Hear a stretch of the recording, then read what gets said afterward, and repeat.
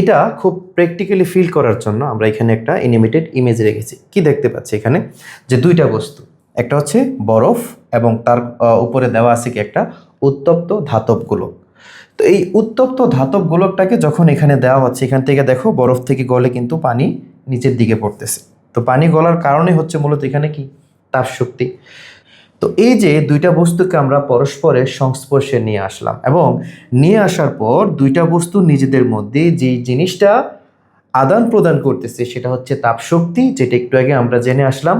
আর যে কারণে তাপ শক্তিটা তাদের মধ্যে আদান প্রদান হচ্ছে ওই কারণটা হচ্ছে মূলত তাপমাত্রা। তাহলে তাপমাত্রা কি? তাপমাত্রা হচ্ছে বস্তুর তাপীয় অবস্থা। তাপমাত্রা হচ্ছে এই গোলকের কি অবস্থা? তাপীয় অবস্থা, যা নির্ধারণ করে এই বস্তুটি অন্য বস্তুর সংস্পর্শে আসলে তাপ গ্রহণ করবে না বর্জন করবে। তো এখানে এই বস্তুটা কি করতেছে? তাপ বর্জন করতেছে। আর তাপ গ্রহণ করতেছে কে? বরফ।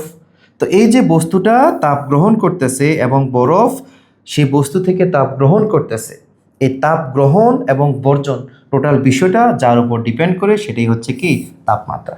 তো এক কথায় বস্তুর তাপমাত্রা হচ্ছে কি তার তাপীয় অবস্থা, এবং এই তাপীয় অবস্থাই বলে দিবে তাকে তাপশক্তি গ্রহণ করতে হবে নাকি তাপশক্তি ত্যাগ করতে হবে। ক্লিয়ার? তো এই বিষয়ে আমরা আরও ইন ডিটেলস সামনে জানবো। চলো সামনে যাওয়া যাক। তো এখন আমরা জেনে নেই তাপমাত্রার এসআই একক। তাপমাত্রার এসআই একক হচ্ছে কি কেলভিন। এটা আমরা মুখস্থ রাখবো, হ্যাঁ। তো পাশাপাশি তাপমাত্রার আরও দুইটা একক আছে, একটা হচ্ছে কি ডিগ্রি সেলসিয়াস আর একটা হচ্ছে ডিগ্রি ফারেনহাইট।